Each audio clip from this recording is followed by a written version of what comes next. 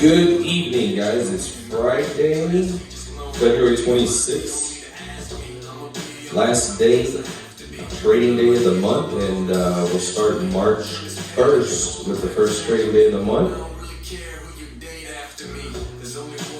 Alright, we got a bunch of stuff to go over today.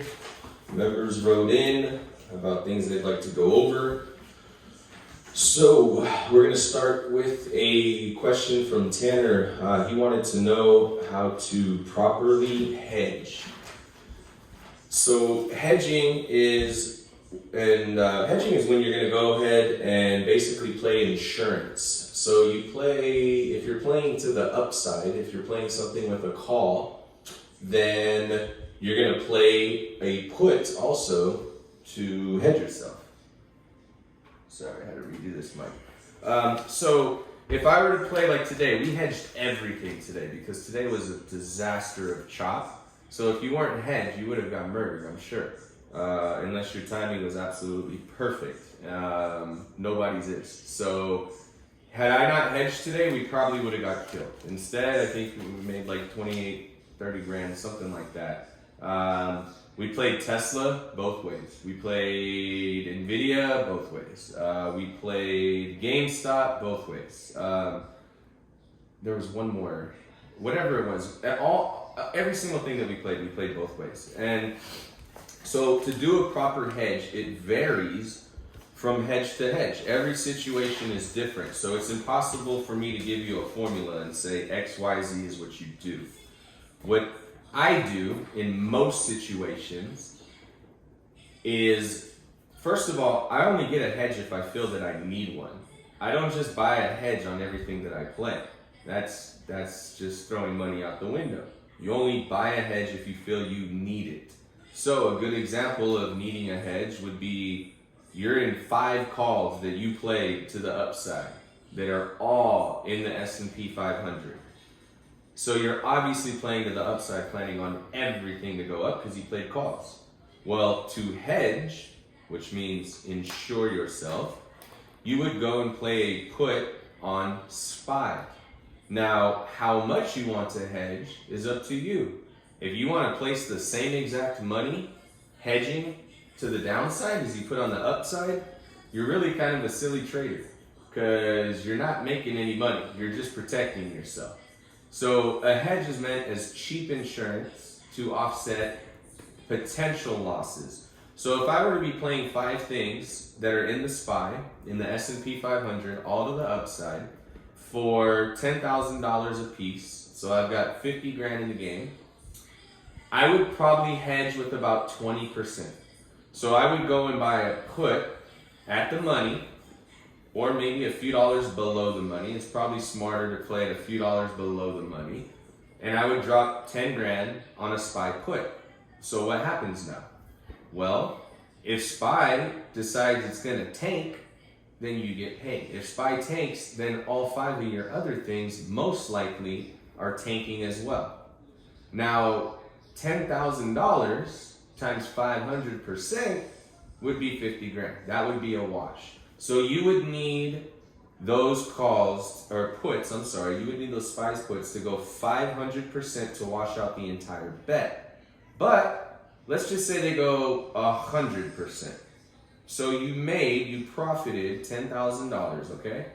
And then let's say you pull the plug and you lose half of all your other bets. So now you got $25,000. So you got $25,000 left over, you put 10 in, you made 10 with that, you got $35,000. So half your bets went to crap, you started with 50, you only lost 35 instead of losing 25 or all of it. Does that make sense? Tanner, most importantly, I want to make sure that makes sense to you.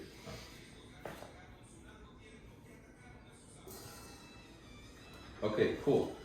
So that's what hedging is. Now there's lots of ways to hedge. Lots of ways. You don't have to just buy a put on the same thing that you bought a call on. That's actually kind of silly. That's called a straddle. Now straddles aren't silly if you're using them for the right reason. Like, for instance, on earnings, you know something's going to move for the most part. If it's a stock that moves, earnings are going to be volatile, things are going to move. It should pop or it should drop. So if you think there's going to be a big move on something, then you can go and figure out how much you think it's going to move. Let's say it's a $500 stock. You think it has the potential to move 10% either way off of their earnings, which is a big move. So if you want to be conservative, you go and play it 5% up and 5% down. Now you're in a straddle. So if that thing gets up 5%, you're in the money. Your call's probably going to be up 100%, which would wipe out the put that you took 5% below. So on a straddle, you play both ways. You play a call and a put. You play them for the equal amounts of money, and you try to play them equally far from the money. So if I'm going to go $25, which would be 5% on 500, if I'm going to go $25 up, I'd buy 525 calls. I'd buy 475 puts. And those two contracts should be pretty close in price because it's the same play, just on the opposite end. So those two contracts should be pretty close. Now, after earnings, if this thing goes and rips 10% like you think it is, well, the ones that you're playing, to whatever side it rips 10%, if it rips 10% up, then your calls are probably going to be up to 200, 300, who knows how much percent. But the fact that the other side goes to zero, it doesn't really matter. Now, if things go against you, you thought it was going up 10% and it drops 10%. Well, who cares? You have insurance. You played it to the downside. It tanked. Your call's worthless. Your put more than covered that and is continuing to pay you if it continues to tank. So there's so many different ways to hedge. You can hedge, like one time we played, what was it? There was two earnings calls going on. It was Google and somebody else. I knew that if one tanked, the other one would pop. We played both of them to the upside, and one of them failed miserably. The hedge that we put on Google with only 20% of the bet that I believe it was Facebook that we put on, the Facebook bet failed miserably. Whatever the situation was, I know that Google was going to react the opposite. So we hedged with 20% in some Google calls. And that was a play that ended up running like 10,000%. I literally had 10 grand on the wrong side and 2 grand on the right side. And that 2 grand turned into like 50 grand. So it didn't bother me one bit that I got it wrong because I was hedged properly. Another thing that somebody wanted to go over, and really quick, does anybody have any further questions on hedging before I go on to the next thing?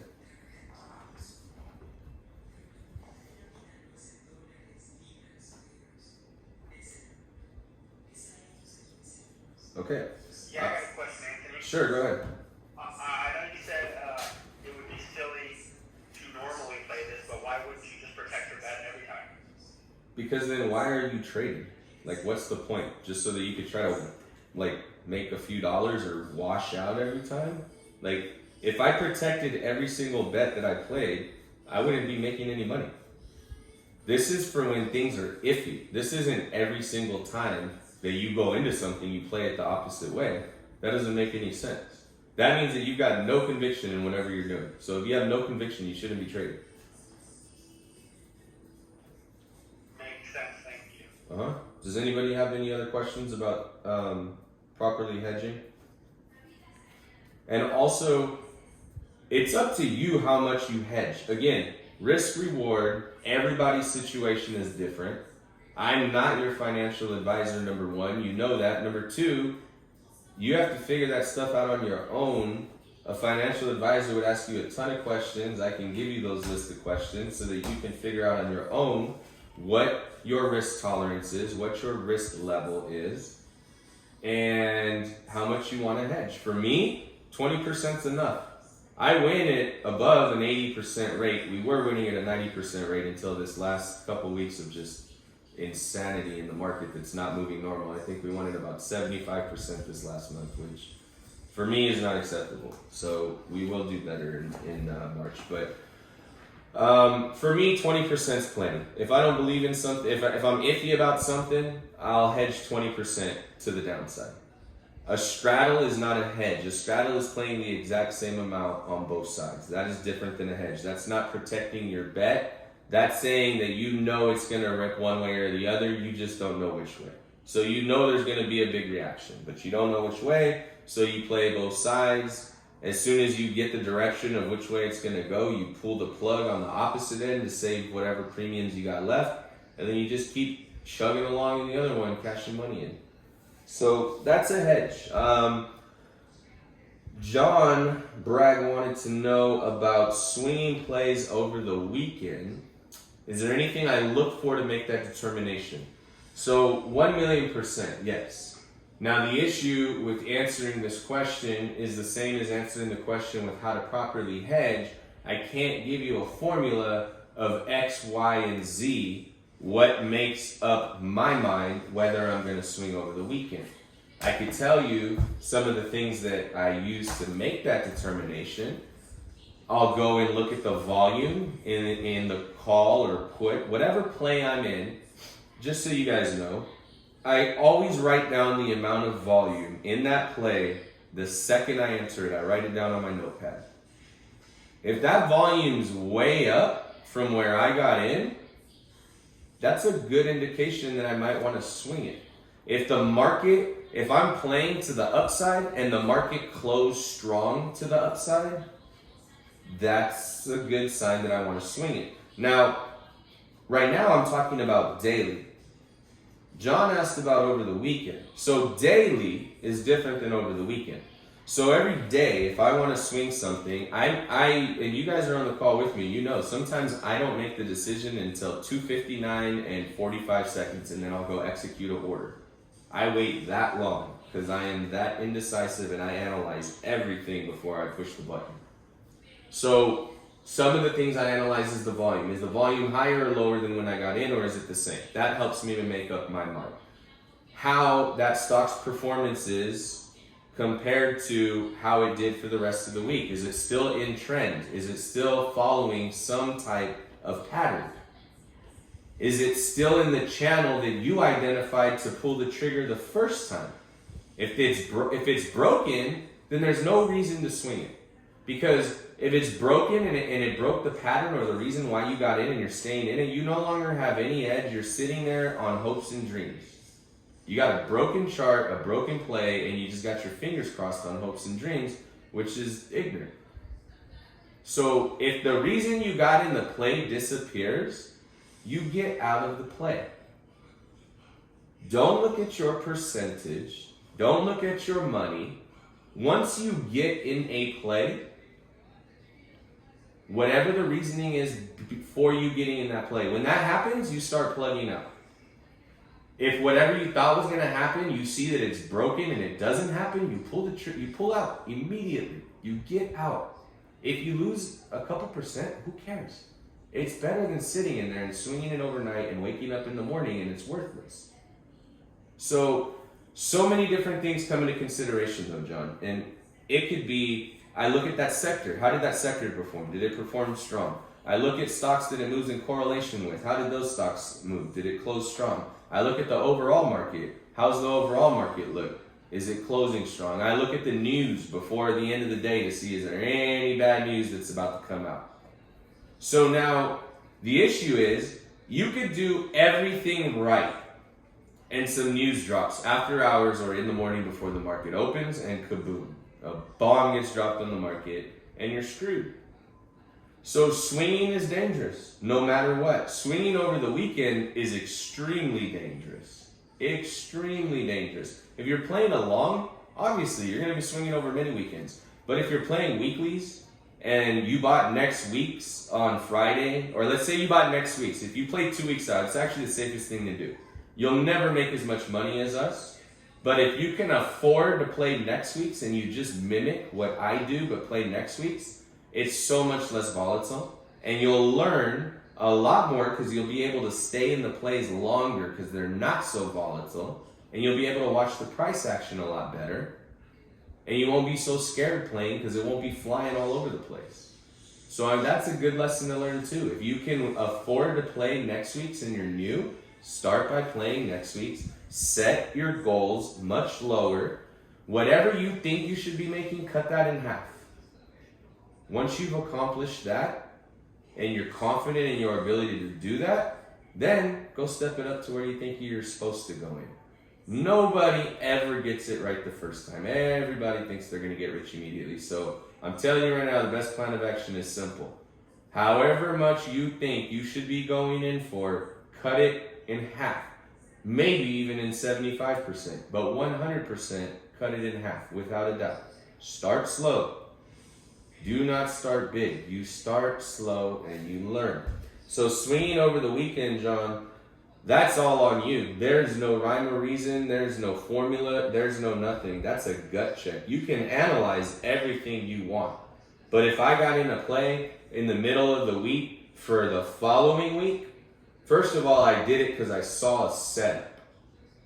So if that setup completely disappeared before the weekend, then I'm just gonna sell it. Why? Why do I need to risk it? I could rebuy it on Monday. I don't need to risk it. So swinging over the weekend is dangerous when you're talking about weeklies. Very dangerous because it is out of your control. You have no control over what's gonna happen over the weekend. News that's gonna what if it's news about your stock? What if the stock that you're in all of a sudden has a lawsuit against them? Then it's going to be worthless. So swinging is all about your risk reward, your risk tolerance, what your risk reward level is, how much you're comfortable with losing. And also, anytime you swing something, either overnight or over the weekend when you're playing weeklies, you have to 100% know that you are risking that entire bet. It can open up worthless. If that is not acceptable to you, then it's simple. You can't do that. It's that simple. If it's not acceptable to you to wake up in the morning and see whatever you swung at zero, then you have no business swinging anything. It's that simple. Does anybody have any questions about swinging?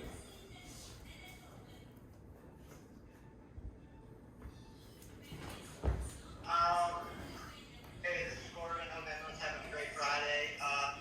Yeah, so basically that's kind of what I've been preaching and doing myself. I am not a large account, so I have to play yours 2 weeks out at about half the position size. Do you agree that's the correct position to play six and to grow the account? Yeah.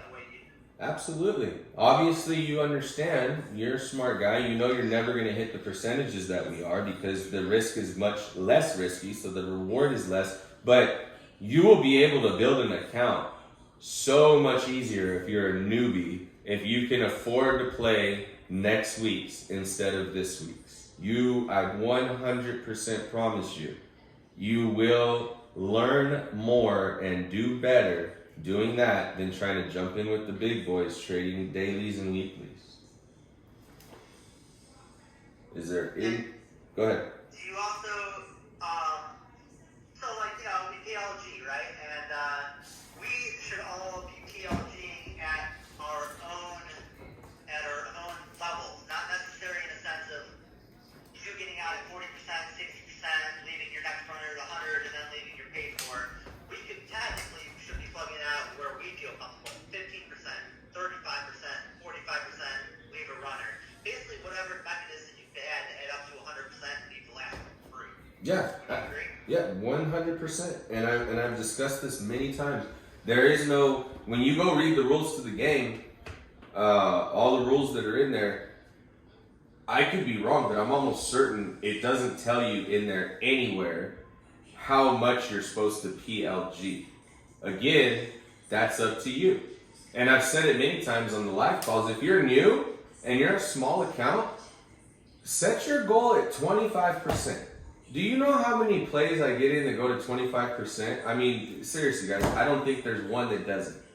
Every play goes up 25%. It's rare that we get one that doesn't. So if your goal is to build your account slowly and you don't know what you're doing, come in, play on Monday when it's easy, make a few plays with us and get out at 20, 25% to get your feet wet and start building up some money in your account. And then once you've built up the money in your account and you've got some skills because you've been playing with us for a while and you understand the game a lot better, then it's time for you to come jump in with the big boys and rip it on the dailies, on the weeklies. Get in things that move 100% in 10 seconds. So yeah, 100% agreed with you, Corbin. And I am glad that you took that upon yourself to figure that out and realize that this isn't a what do you want to call it? This isn't a rule book that tells you the game plan is X, Y, and Z. The game plan is A plus B equals C and D, and it's different for every single person. And there is no XYZ formula again. And you guys are going to start to learn that in the investment world, because obviously we do so much more than day trading, it still cracks me up that people that want to join in this service think that all we do is day trade, and they don't realize we probably make more money off everything else we do than we do off of day trading. And we make a lot off of day trading. I make more money selling digital art than I do off of day trading a lot of times. So anyway, day trading is the sexy thing that gets people in. And unfortunately, a lot of times day trading is the sexy thing that gets people broke and kicks them out. I'll be the first to admit right now, and I got no problem admitting it because it ain't nothing I did wrong. Even if I did do something wrong, I got no problem admitting when I'm wrong. I got like 3 members that may not be renewing. Why? Because they're broke as a joke. Why are they broke as a joke? Because they came in, they absolutely destroyed it in the first week, and then they destroyed it in the second week. And they took $20,000 accounts and made them into 40 or 60 or even 80 or 100. And they thought that, oh man, this is easy. Damn, I know what I'm doing. And they just kept going bigger and bigger and bigger. And then they got wiped out. And then they're sitting on no money. They can't even get back in the game. They can't day trade because their account went under $25,000. They're all caught up in their feelings. They think everything's rigged against them. And then all I can do is go back and talk to them, and I look at everything they did, and they did every single thing you could do wrong. Everything. They went in late. They chased calls. They had FOMO. They played everything. They didn't position size. They went in bigger than normal. They didn't PLG. They sat in a play that went up over 100% and somehow ended up losing on it. These are all rookie moves that can be easily avoided by sticking to the program. Again, I say it every single day, every day on the call. This is not a sprint. It's a marathon. The people that are in this for the sprint are the people that fall flat on their face every time because it only takes one bad run to absolutely kill them. Now, on the flip side, I had a member who I had a conversation with because he was a little down and out that he had 2 bad weeks in a row, and asked me, what do you do? So first thing I needed to do was go analyze what he did, and we found some mistakes that he made, but it wasn't nothing too crazy, easy stuff to fix. The biggest mistake was this, that he kept trading. This is not a tradable market for an inexperienced trader right now. The plays are extremely fast. There's hardly ever follow through on anything. Everything hits a wall and it turns around. It's just a big chop fest. If you know how to play in it, you can make money. You guys saw me make plenty of money today. But if you don't know how to play in it, you're just going to lose all your money in decay. So, puts and calls. Okay, puts and calls. Sorry, I'm just reading my notes here. Puts and calls, guys, very simple. Put, you think it's going to go down. Call, you think it's going to go up. So if the stock's tanking and you want to play it to the downside, you buy a put. If the stock's going up and you think it's going to keep going up, you buy a call. Anyway, getting back to the story. So this guy was a little bummed out, and I analyzed what he did, and I said, it's just a couple tweaks or whatever. You didn't really do much wrong. It's been a tough couple weeks. It really has. And then I sent him a screenshot that day that he was bummed out. I think I lost 30 grand that day, and I sent him a screenshot. I go, dude, does this make you feel any better? Because I think he lost like a couple thousand. I'm like, dude, it's just part of the game, man. It happens. And then he felt fine, and we went over everything, and he was excited and back in it, and I think he did great today. I could be wrong, but I think he did great the last couple of days since actually I think it was just yesterday we had a conversation, but I know he did good today. He was on the call and excited, and I could just tell by his attitude that he did good today. He's upbeat and excited. And we talked about it. It was a simple mistake. The mistake is this. You're new, and this is a unexplainable market, and you shouldn't be playing in it. Simple. And if you are going to play in it, you need to step way back. Scale it back, way back. Scale back where you want to plug out, way back. Because this is like 90% a psychological game, guys. It is 90% mental, and if you are mentally weak, you will get destroyed. So if you had 2 rough weeks, guys, number one, the only reason you had 2 rough weeks is because you broke the rules somewhere. And if you say you broke the rules nowhere and you had 2 tough weeks, then the rule that you broke was you were over trading, plain and simple. If the market doesn't give you anything, then you don't take any trades. You don't trade just to trade. This isn't a video game. This is real money. If the opportunity is not there, then you sit on your hands. I promise you that you will learn more on being on a call with me all day long, not playing a single thing, but just having your charts up and following along with what I'm teaching.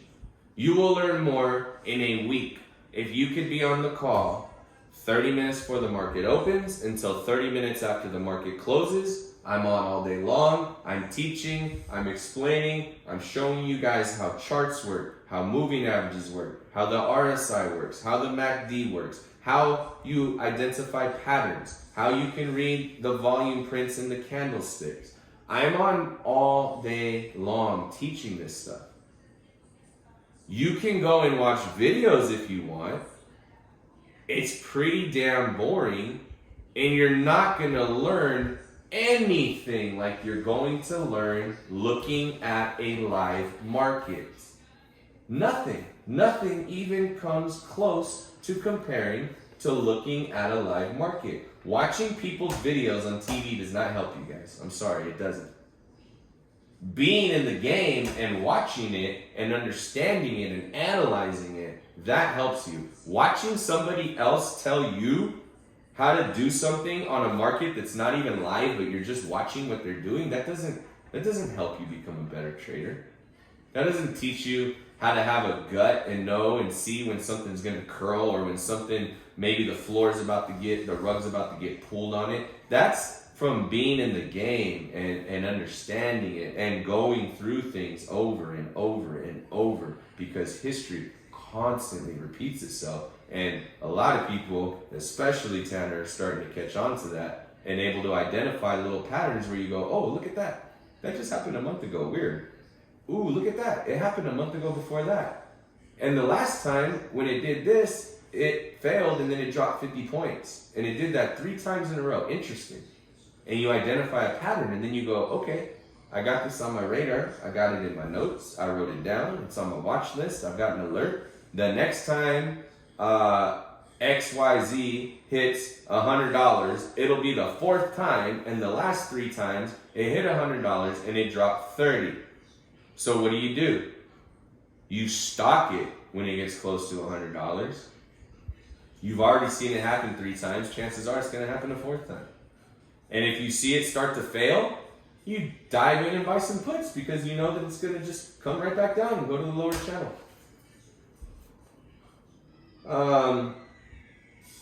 Any questions about any of those things right there before I move on?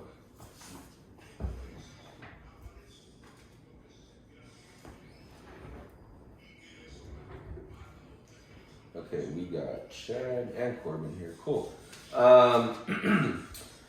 So we're going to touch a little bit on digital art.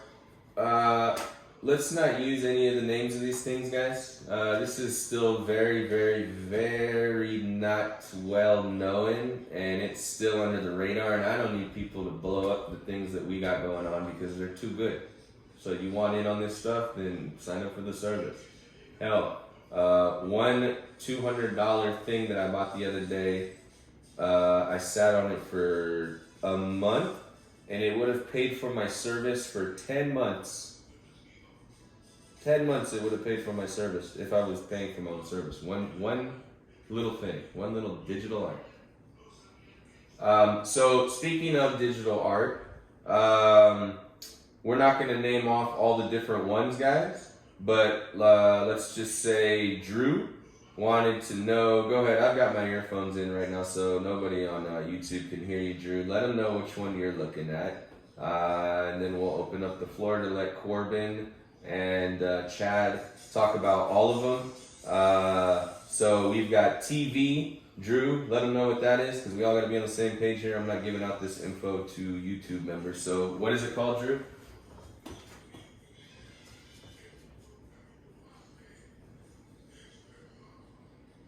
Okay.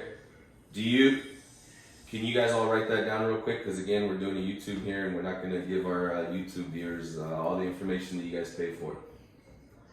So if everybody could write that down, and then the next one is, Chad, what's the one we always use?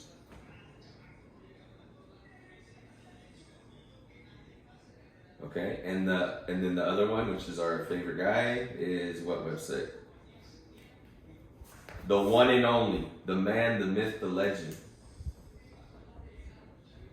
The Cuban protege.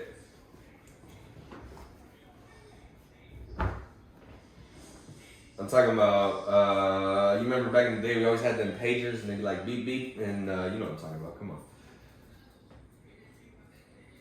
So I gotta text you, bro? Bro, who is the most famous one, bro? He drops shit all the time. Like David, doesn't he? Yeah! My goodness! Oh, well, whatever. Weeble. And the last one that Corbin, you've been talking about lately is... Yeah! That... You're good, man.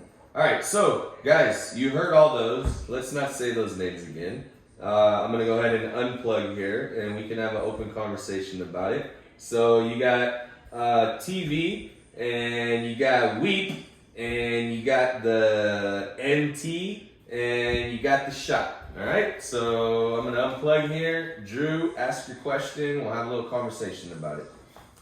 1 minute. Let me take this off. Go for it, Drew. Yeah, so, and I know I've talked to a couple of you guys kind of in the private message section about getting started and kind of what to look for in terms of valuing some of the NFTs. But feel free to ask any questions now that you guys have regarding the non-fungible token assets and just kind of where we're going with that. Because I think a lot more of you guys are starting to become interested now, so feel free. Drew, what was your specific question about the new one? Oh, I would say this one looks like it just opened up this year, so I think it's in beta on the Windows TV. So it says it's in beta, so it looks like it's just up in the first days opening up. So it looks like a good time to actually get it on the market. That's exciting, dude. I would be buying everything that drops. Absolutely, I got a whole bunch of them that were like Godfather, Top Gun. They're selling for like $5-10 right now. So. Oh my lord! I saw something on non-fungible token. I saw something that went for $1 the other day. I forget what it was. They had some print that dropped for $1. Dude turned around and sold it for $300 the second after he bought it. Yeah, but I think that's what's going on here. It's pretty true. So it's good. Hey, Drew, real quick, bud, I know you said that you bought some stuff off CC already. Were you able to use like prepaid Ether or anything like that for any crypto? It says through Ether, yes. So you just put money in a wallet and it the Ether. Yeah. Cool, yeah, and that's what I know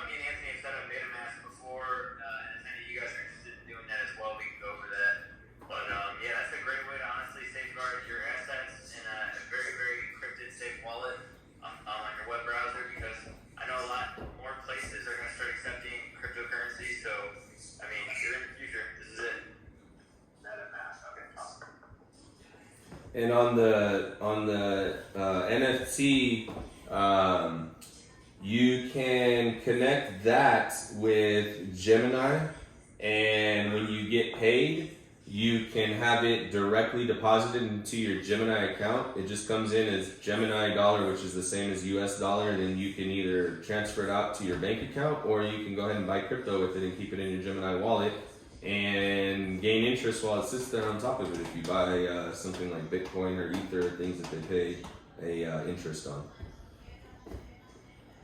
So besides, did you just want to bring that to our attention, Andrew, or did you have any questions in particular about the all of these different digital arts? I just wanted to bring it up to the group. It looks like something we can just buy a whole bunch of right now, and it just launched. So yeah. I say we just cornered the market, dude. We should just all get together and make sure we buy every single thing that drops for a month. Yeah, you know what? Actually, why don't we? If you get a second, I'm busy, but if you get a second, if you want to create maybe a new channel for like other NFTs, because I know right now we have the, you know, the.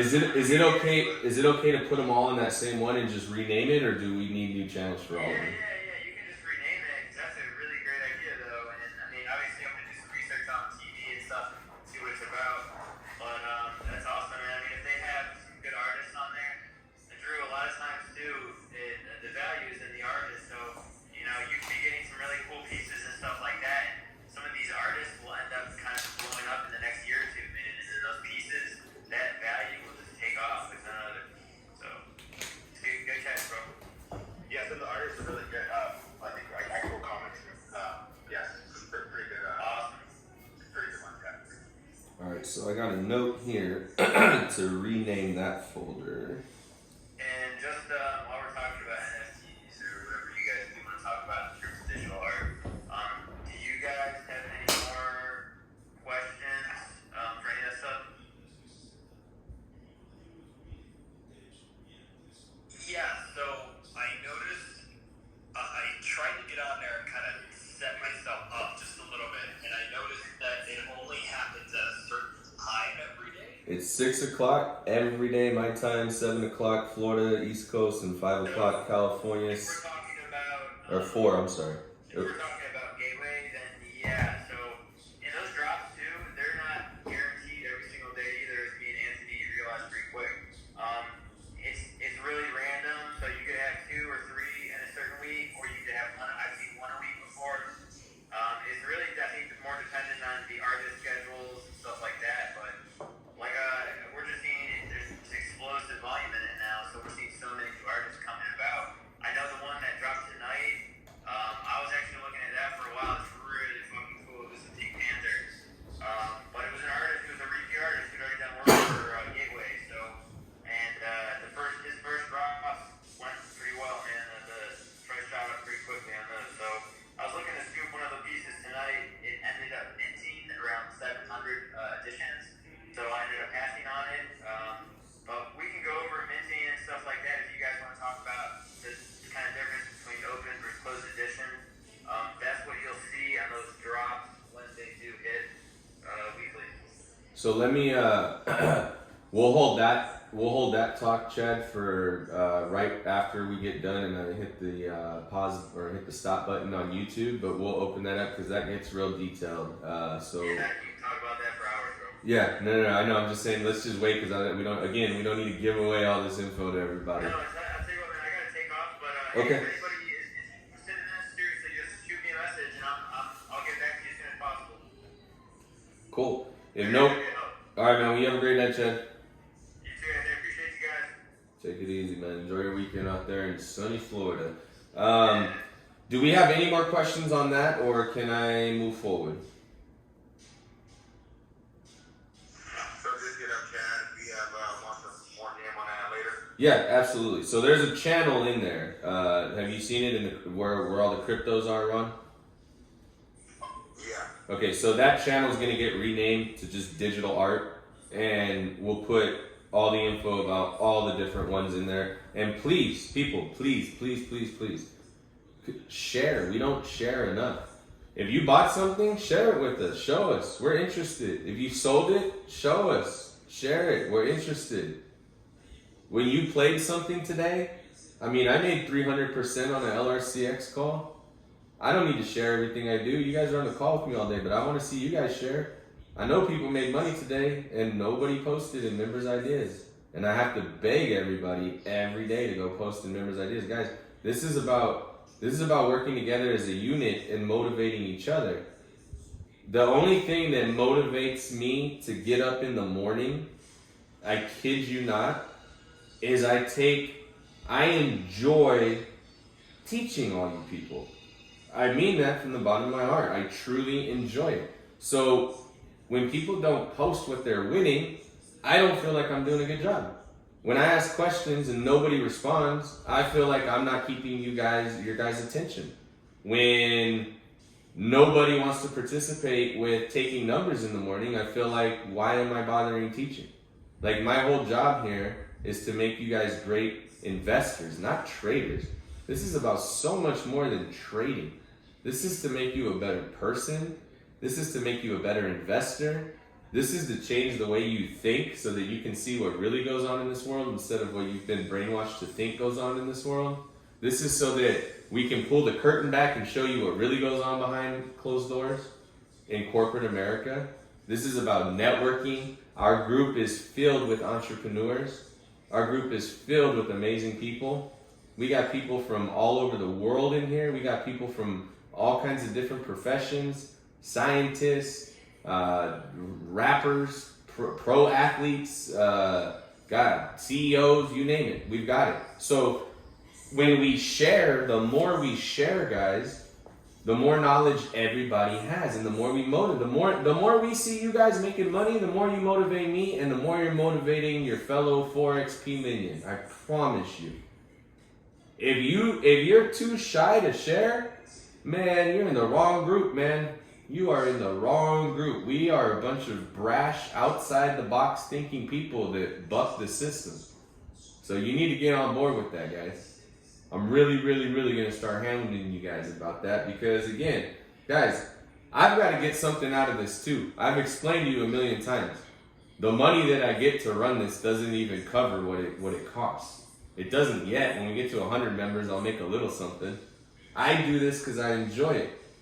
If you guys aren't participating on the call, if you're not chiming in, if you're not asking questions, if you're not sharing, then I don't enjoy it. It's work.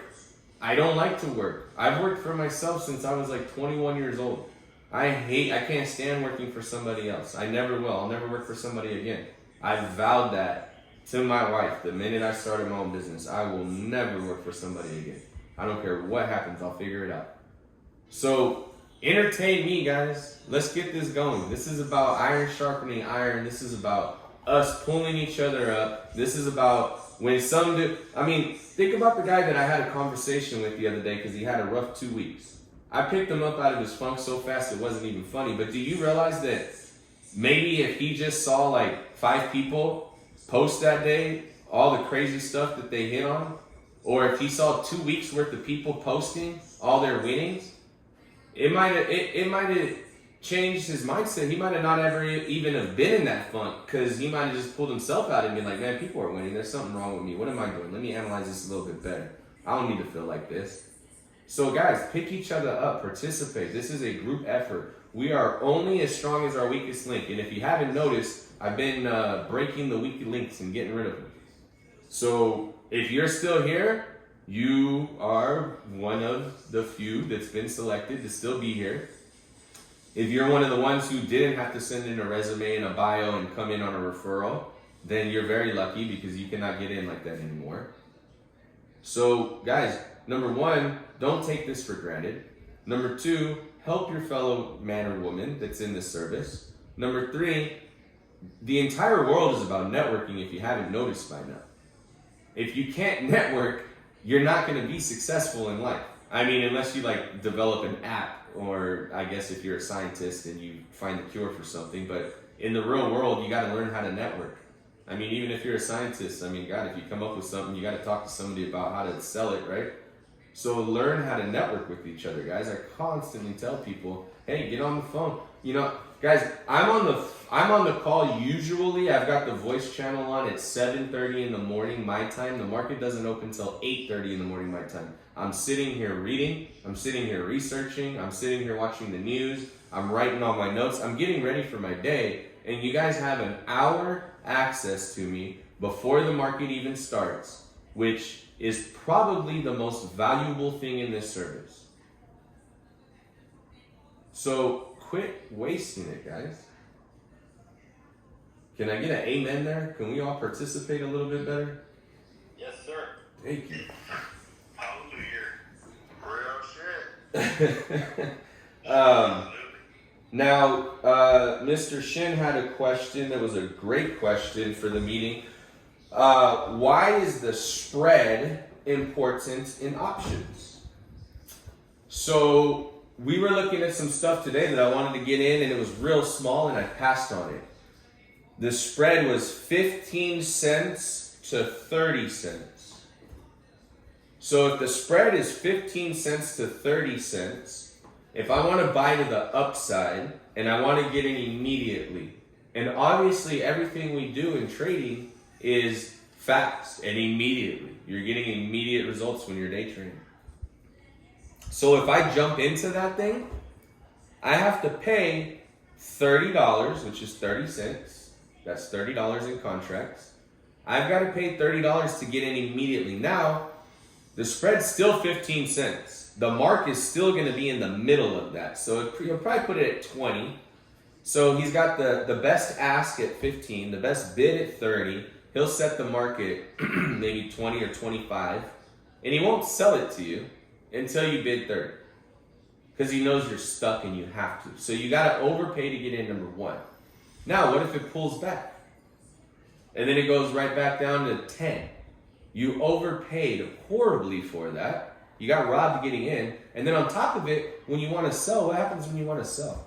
If the best ask is 15 cents, then I can only sell it for 15 cents. So you always want a small spread, because otherwise, especially like, look at LRCX, guys. I had the huevos to play LRCX today on a $6 spread. It was $2 to $8. And he got me in at 4. So I actually paid double what the best ask was. And I got in and I hit 300% on that thing. I was willing to pay because I saw the potential that it had. I was willing to. But normally, if something has a $6 spread, so the mark's going to be somewhere in the middle. I just told you it was 2 to 8 was the spread. 2 something to 8 something. He sold it to me for 4. The mark was $5.50. I bid 4 and he gave it to me. I might have been able to bid less and maybe he would have given it to me, but I didn't want to screw around because time was of an essence. So I bid 4, and if he wasn't going to give it to me at 4, I was going to go straight to 5. I wasn't going to screw around trying to negotiate because time is of the essence. I bought it. It popped immediately. I sold 2 contracts into the next resistance level up, bagged 50%. It came down. I didn't have to worry about it. It never went negative. I think it might have went even at one point. It went up. It ripped again. I sold another one at 150%. Then it went up to 300. Got rid of one. I ended up holding one all the way towards the end of the day, and then I ended up selling it for just under 100% with the last one. Now, let's say that play didn't work out. I got in for $4. The spread is still 2 to 8. So I paid $4. So I paid $2 more than what the best person is asking. So I'm already $20 per contract in the hole the minute I get in. And then what if it doesn't work out? Then I gotta sell it, and the best ask is gonna move down a minimum of 5 cents. So if I get a little pullback and it falls apart and it doesn't work out, I got in at 30 and I got out at 10. I lost 60% just because I had to get into a play for no reason. It had a big old spread on a little tiny play from 15 to 30 cents. Or $2 to $8, and you got in for 4, and now you want to sell it, and it pulls back, and you're stuck, and they won't let you get rid of it for 1. The bottom line is, unless you have the absolute utmost confidence of the direction and you can pin stocks and you know what level it's going to and you're that good and you can pin stuff like I do sometimes, then there's no reason to be getting in spreads that are that big. If I wasn't as good at pinning things as I am, I would have never played that LRCX call. But it was stalking a number that I've been watching forever. I wanted to take a shot because it's Friday and you can get paid fat quick on Fridays, and I only play with profits anyway. So it's just maximizing your week, and it worked out. We took a shot, it worked out. You only take shots with profits. You never take shots with capital. Taking a shot means you're getting in something risky, real risky. A lotto, a super lotto, we don't do that unless we're playing with profits. We don't, maybe you do, but you will also end up one of those 3 people that I had to have a conversation with about playing the correct way and not thinking that they're the Wild West gunslinger over here. Is there anything more that I need to go into about that, Dom?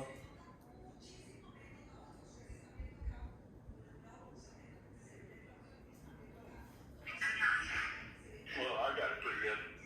Okay. Let's see here.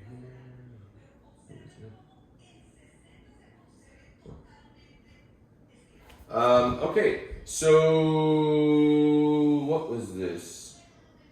Rudy, I guess he didn't have. Rudy didn't have a question. All right, we're gonna take one more question. We'll take, if we got more than one, we'll take more than one. Give me just a few minutes here, though. One of our members, Lane Cornell, went to school with this kid.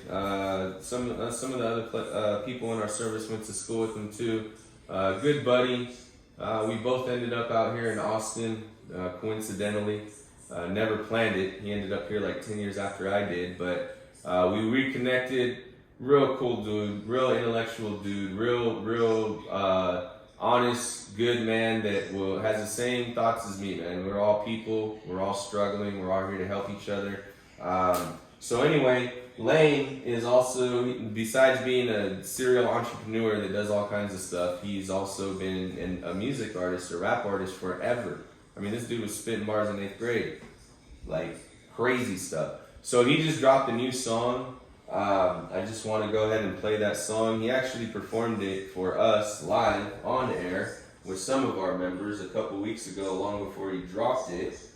But anyway, here's the new song. I'm going to play this. You guys think about a couple more questions. I'll come back and we'll close out this meeting.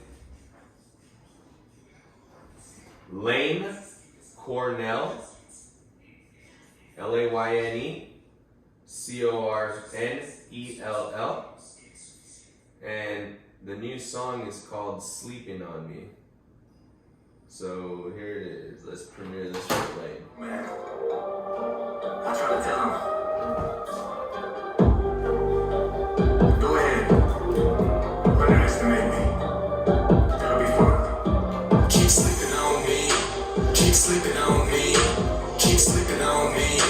Keep sleeping on me. This is my statement from the pulpit. Got no patience for the bullshit. I'm a guru, but a student first. You do you, I'ma do my verse. Yo, listen up, but the truth don't hurt ya. I grew cause I knew my worth. Yeah, you too, but you didn't do the work. Now you sitting on your ass trying to tell me you were cursed. I studied and trained and I trained again. So now you study my brain, you I'ma say it again. I studied and trained and I trained again. So now you study my brain cause I'm amazing, man. Doing myself and I don't give no fucks. What nobody thinks smart can't be touched. Got a girl big butt D cups, but I cut her off if she can't keep up. But keep sleeping on me. Keep sleeping on me. Keep sleeping on me. Keep sleeping on me. Keep sleeping on me. Keep sleeping on me. Keep sleeping on me. Keep sleeping on me. You go in circles you don't even know. I'm out of order, but I can see the gold. I count my gold. I got the cheat code. Reload, motherfucker, beast mode. So fuck peace if you see me in the streets. I'll fold your ass to half and leave you with a crease. Better yet, bring your bros, I'll bring mine. Meet me on the west side. We can do it like the Middle East. Cause a friend of my enemy is my enemy. Let me see it, I'll be the enemy. But the fact is, it's the tactics that I practice. Put you on your back if you act, bitch. I'm like Cassius. Knock you out, take you out where the trash is. I'm a fascist, an assassin with a passion. Give a fuck if you passive. That's busy, booty, but I do my duty. You whip on your asses. I'm messing Lord, exposing these phony ass rappers. They're just actors, acting. They don't do shit, they just talk like the pastor. They get a laugh track on a sitcom. That's why we never really get along. Better get gone, get shitted on. Either way, if you want, we can get it on. Never lose when I gamble, cause I am the only one that I bet it on. In a nanosecond, I can break your neck and make you wish you never even met me here at all. Keep sleeping on me. Keep sleeping on me. Keep sleeping on me. Keep sleeping on me. Keep sleeping on me. Keep sleeping on me. Keep sleeping on me. Keep sleeping on me. And what you know about making money, man? I won't stop until I stack 100 grand. Is that something that you understand? I'm just trying to keep the upper hand. What you know about making money every day? Every day is payday. What you know about making money every day? Every day is payday. What you know about making money every day? Every day is payday. What you know about making money every day? Every day is payday. Massive amounts of cash to count. Assets that bounce all over the house. Assets overseas bank accounts. It's a balance sheet, you know that's about. Keep sleeping on me, you power napper. Lashing out on these power rappers. After hours, party crasher, body catcher, honey badger, money grabber, coming after you and everything you got. You know me, I'ma swing my shot. Still an OG, I'ma be on top. Chillin' low key with the top on drop. Killing that beat, then the mic gon' drop. I'ma do me if you like it or not. You better do you or you might get popped. Keep sleeping on me. Keep sleeping on me. Keep sleeping on me. Keep sleeping on me. Keep sleeping on me. Keep sleeping on me. Keep sleeping on me. Keep sleeping on me.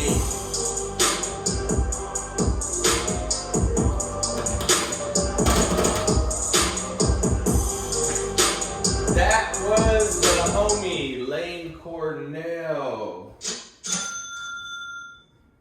Just premiered his new song "Sleeping on Me." I'm gonna tag you on this YouTube too, Lane. So go check him out, man. You can see him anywhere. He's on Apple Music. He's on Spotify. He's on Amazon. He's everywhere. It don't matter. Lane Cornell. So last thing that I forgot to address that was brought to my attention by a member is that apparently there's a lot of members that would like to get, I guess, have like smaller plays than the day trading plays. I don't know how that would look, and I don't know exactly what is meant by that. So I need somebody to explain that better to me so I can figure out what we're talking about and how to rectify that. So, floor is open. Speak freely.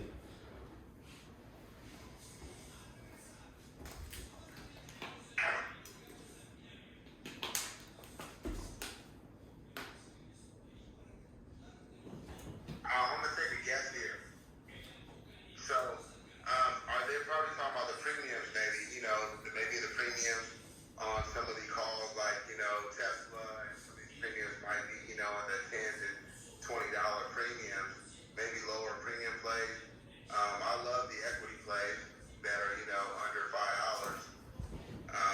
Maybe those are some plays that they could be talking about. Yeah, well, I think that's what it is. Corbin, you got anything on that? Who the hell is this?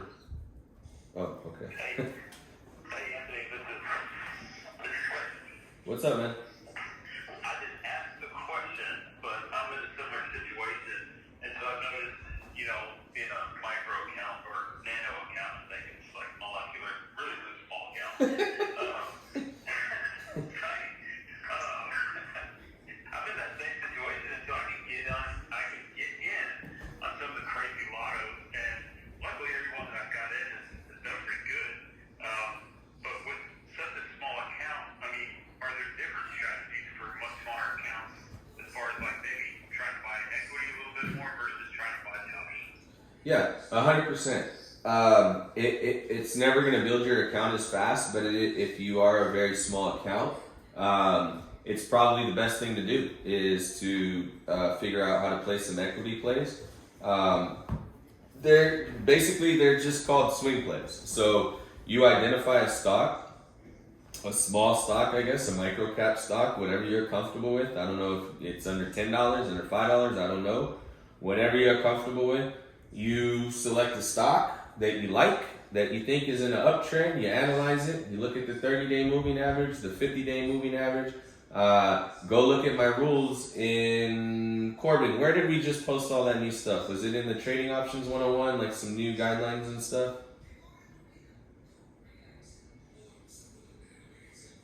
Corbin, do you copy? I think it's in the Trading Options 101. I posted what to look for in a stock. The going upness, the moving average, the volume, everything's posted there on what to look for to identify a stock that is in trend and going to continue up. So once you learn how to identify those, then you can figure out levels of where the support is and where the resistance is.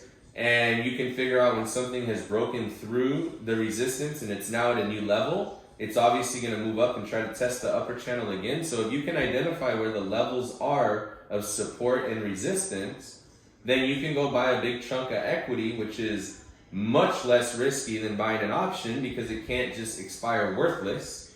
So if you're decent at picking, you play whatever you feel comfortable with and you ride it however far you want to ride it. If you only want to ride it up 5%, then you ride it 5%. If you identify that it's going to go 50 and you're shooting for 50, then take it to 50. Have a game plan and stick to it. I'm hoping Corbin will chime in here because we spoke about this earlier and I wanted to go somewhere with it. Corbin, do you copy? All right, well, we're starting to get a lot more members that are not newbies, that are people that have been doing this for a while. We've got a lot of talented people in here that have been in the investment world for their whole lives, some of them.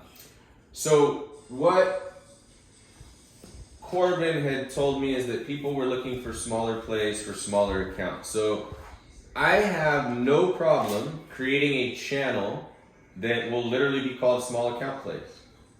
I can tell you right now that me personally, I will probably rarely post to it because if you've been here long enough, I explain to everybody that I am not a swing trader, that I don't like swing trading. I'll do it when the market's open if I identify something super easy, but I don't consider what I do a swing trade, I consider it a scalp. So the only time I buy equity is for a scalp. You guys have seen me do it. I can identify something's gonna pop 5%. It's pretty easy to go in and buy $100,000 of equity and ride the thing for a few minutes and get out and make $5,000. Obviously, if you can only play $1,000 instead of $100,000, then you're talking about making $5. If you can only spend $100, you're talking about making 50 cents. So it's much more difficult to build an account like that, I guess is what I'm getting at. It's not a bad strategy. It's just have to be understood that it's going to take quite a while to build an account like that. But I will create a new channel. If I see any ideas that come across my desk on charts for small plays, I'll go ahead and post them. I could tell you that, unfortunately, I don't have the time to just sit here and make another channel and start updating it constantly and run it. I really don't. So if and when those things present themselves, I'll put it on that channel. But we've got a lot of really good analysts of stock in this service. So this channel will be open to everybody. If you have an idea, post in there your idea and explain what your idea is. Say, hey, here's where the 30-day moving average is. Here's where the 50. It's above it. Look at the pattern. Look at the strength. Look at where I think it's going to go. Show your thought. Show it in detail. Show what you're thinking. Show what your plan is. And if everybody does that, guys, it's too easy.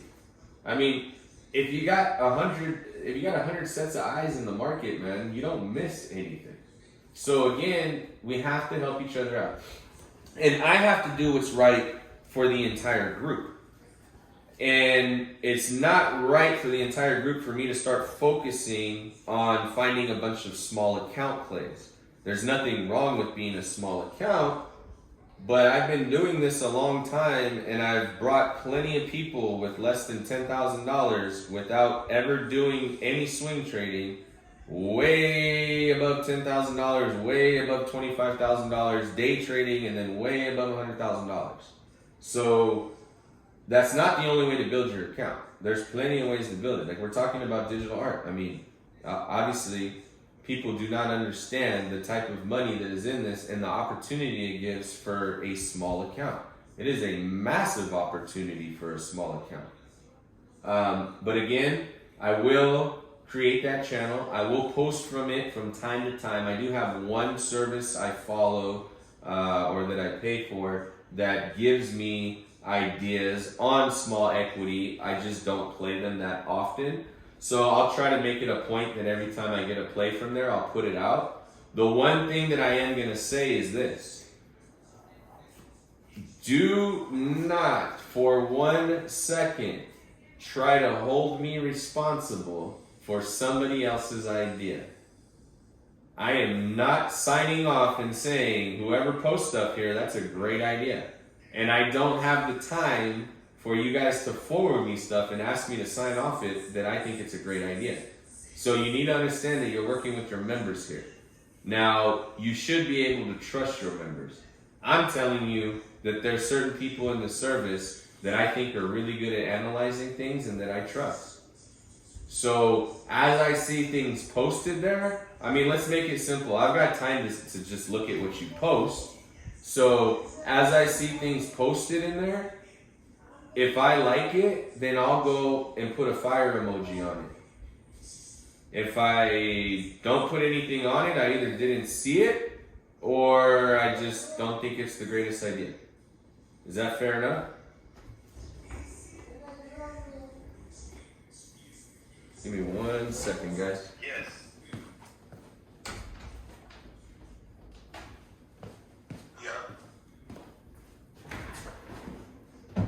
And again, if it has a fire emoji, that means I saw it and I like it.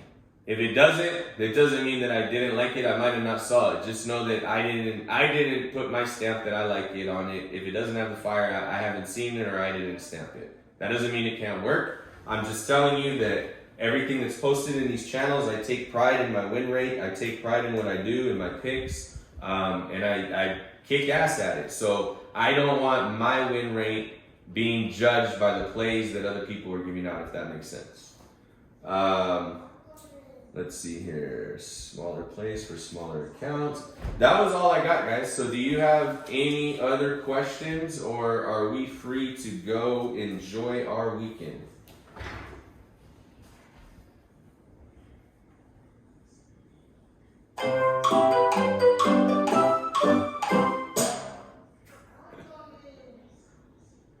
Nada? Oh, absolutely. Sorry, I got this off. Okay. I'm gonna go down here real quick. You got like 5 seconds to respond. Janelle, you got a question. I see that. Go ahead. No, nothing. I was just gonna say have a good weekend. Okay, have a good weekend. I'll shoot you our baseball schedule when I get it, dude. Thank you. You got 10 seconds to respond when I call your name. I'm gonna start logging people off. Boris, do you have anything, sir? And I'm coming to you next, Callie, so be ready. No, sir. Thank you. All right, you have a good weekend, Boris. Yeah. No, sir. Thanks, man. Not a problem. Danny, I don't, man, but I appreciate you having me, man. Thank you very much. you're welcome. Looking forward to it. Corbin, you got anything? Well, Corbin, I've been trying to talk to you for the last 10 minutes, so I know you ain't got nothing. Drew, you got anything, brother? Nothing. Have a good weekend. You have a good weekend. Janelle, have a good weekend. Jared, Mr. Jared H, do you have anything? Just a comment. In Discord, it doesn't let you know who's reacted to things. So if you put the fire emoji, wouldn't know who it came from. Yeah, it does. You have to just Small account plays. you have to click on it. It will show you. You have to click on it a certain way. Like if you actually push on the fire emoji, it'll show you who put those. Okay, when I click on it, it adds it to it. So no biggie. I like the idea of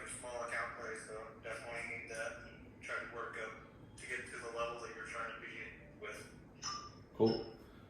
Thanks. Yeah, not a problem. Jilly, do you got anything?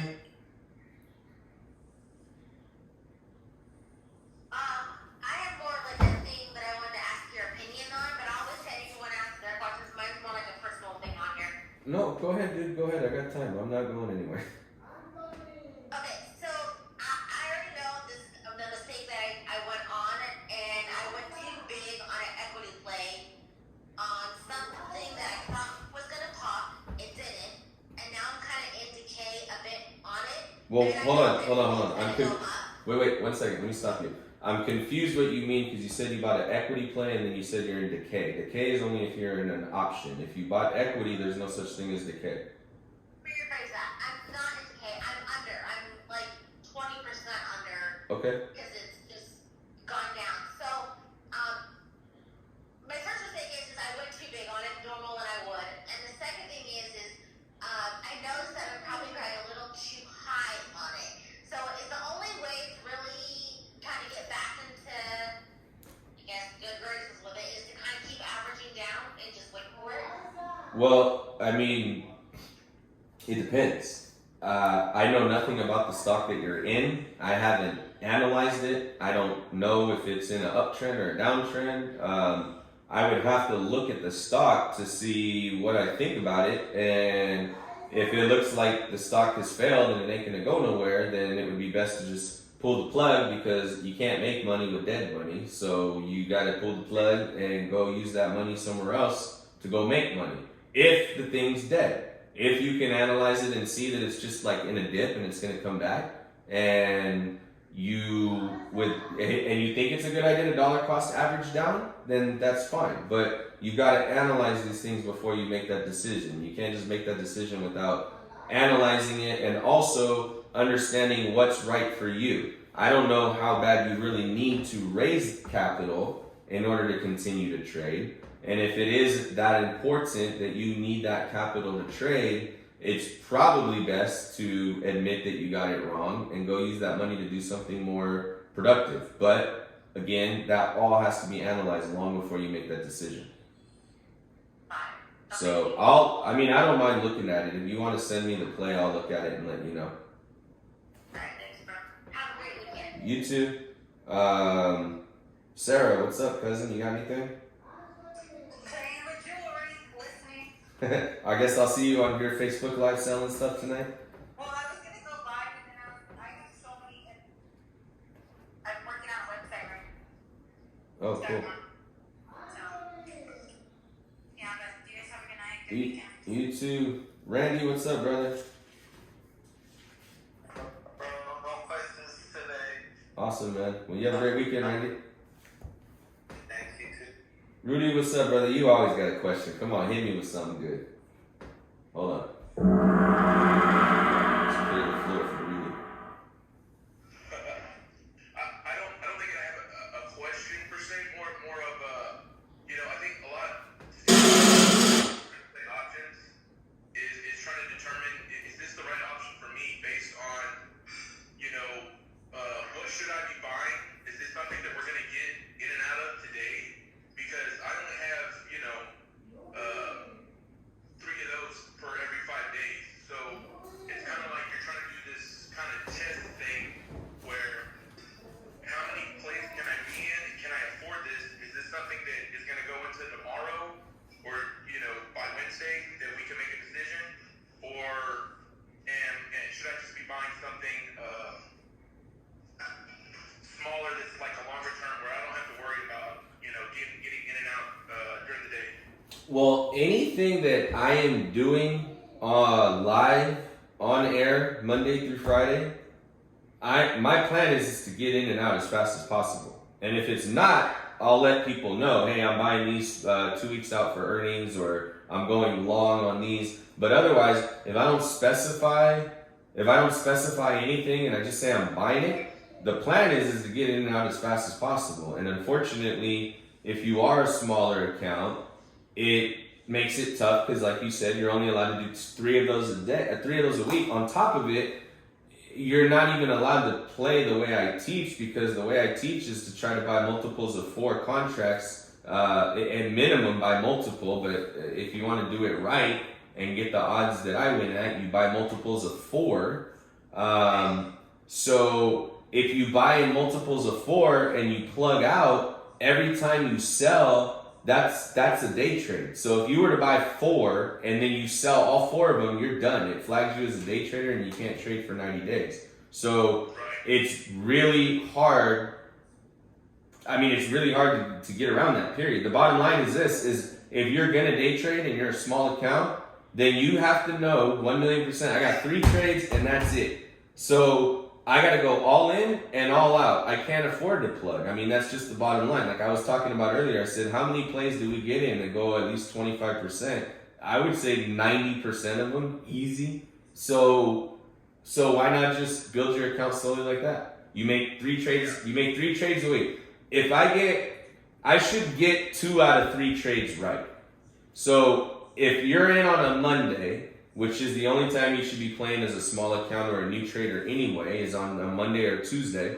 If I take 3 trades on Monday, chances are 2 out of 3 of those are going to be right, if not all 3 of those. So you got to be in ready to shoot your shot on Monday and then take small gains. So if you get up 25% and you like that, take it. If you're shooting for 40 and you see it, take it. But get all in and all out with one sell so you're not using multiple sells, because like I said, if you play like me, 1 play, you're done. Because you did 4 sells off of 1 play. Yeah, and I think that's what I had to realize and kind of see for myself and notice that, playing the longer term options that I could afford was a better decision for right now. Yeah. And if you are a smaller account, I always recommend to smaller accounts, go look at the speculative plays and see which ones look good to you and fit in your budget, because those speculative plays, they're long in expiration, so you got plenty of time for them to work out. And I haven't looked at those things in forever. I just started posting my ideas. In the past, I used to always go back and check on them because I had time. As this thing grows bigger and bigger, I have less and less time. So in the past, you guys are gonna have to show me one that lost, because I still haven't seen one that lost. They win a lot, like all the time. If there's one in there that's a loser, I would like to see it. So speculative plays is where it's at if you're a new guy. Find little speculative plays that you can afford and play them. And don't have weak hands, because speculative plays are called speculative for a reason. I'm speculating on something, and whenever that something happens, the thing's gonna pop. You gotta be patient. Many of those speculative plays will lose 60, 70, 80% before they start ripping and end up over 100%. And every single speculative play, from when I started this service, at least up until I quit tracking it, every single one hit over 100%.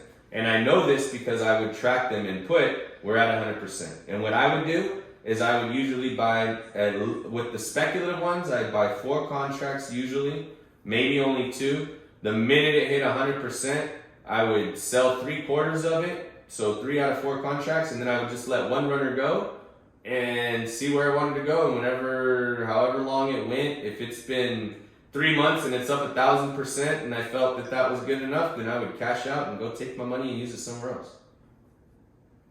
Can I say something? Who's this? Dorset. Where were you when I needed you 30 times during the meeting? I had to give my friend a foot massage. Damn.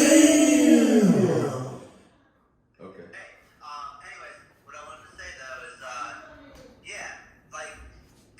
we all need to realize too that when we're here in this service, we are on these calls every day. We don't need to be jumping into the plays that left and right. Like Andy's calling out plays for us. It's one stop, one play, and if you